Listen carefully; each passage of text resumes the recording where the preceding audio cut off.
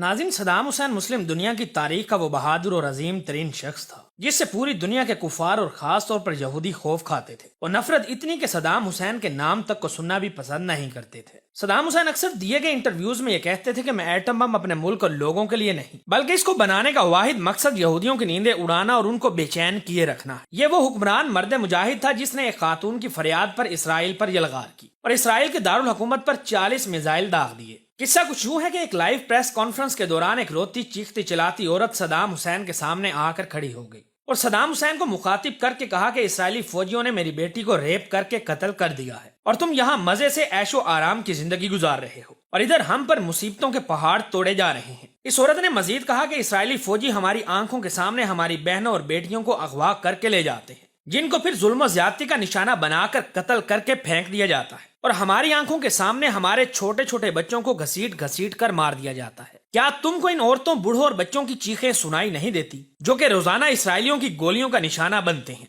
और क्या तुमसे इन मासूम बेगुनाह मुसलमानों की चीखों का हिसाब नहीं लिया जाएगा? औरत की ये फरियाद सुनकर सदाम हुसैन की आंखों में आंसू आ गए और इस शेर मुजाहिद ने ऐलान किया कि अब इसराइल ने जो जुल्म किया है वो इसका हिसाब जरूर देगा और कहा कि अब इसराइल का कोई भी शख्स सुबह का सूरज नहीं देख सकेगा। जिस तरह इसराइल यानी यहूदियों ने हमारी माओ बहनों पर जुल्म ढाए हैं, मैं उसका हिसाब लूंगा। इसके फौरन बाद सदाम हुसैन ने फौजी क़यादत की एक मीटिंग बुलाई और इस मीटिंग में इसराइल पर हमला करने का हुक्म सादिर किया और फिर सदाम हुसैन के हुक्म के मुताबिक इसराइल के दारुल हुकूमत तिल अबीब पर 40 न्यूक्लियर मिसाइल दाग दिए गए जिससे इसराइल यानी यहूदियों के होश उड़ गए। नाज़रीन, सदाम हुसैन इतना ताकतवर और अपनी मर्जी करने वाला निडर इंसान था कि किसी मुल्क को यह पूछने की जुर्रत तक न हुई कि उसने इसराइल पर यह मिसाइल क्यों दागे। इन 40 मिसाइलों ने इसराइल के दारुल हुकूमत तिल अबीब को खंडर बना दिया। बड़ी बड़ी बिल्डिंग्स मलबे का ढेर बन गई। इसके नतीजे में हजारों यहूदी जहन्नुम वासिल हुए। सदाम हुसैन ने ये मिसाइल एक एक करके दागे थे, यानी जब इमदादी टीमें जख्मी और मरने वाले यहूदियों को उठा रही होती थी तो एक और मिसाइल आके गिरता जिससे ये लोग भी मौत के मुंह में चले जाते। ये दिन यहूदियों के लिए क्यामत का दिन था। सदाम हुसैन ने एक औरत की पुकार पर अपना रिएक्शन दिया था और आज भी यहूदी सदाम हुसैन के नाम से न सिर्फ खौफ खाते हैं बल्कि सदाम हुसैन को हिटलर का नाम देते हैं। नाज़रीन, इस वाक़या के बाद यहूदी और कुफार ममालिक ये जान चुके थे कि अगर उन्होंने इराक पर हमला करने की कोई भी कोशिश की तो सदाम हुसैन उनकी नस्लें तबाह बर्बाद कर डालेगा।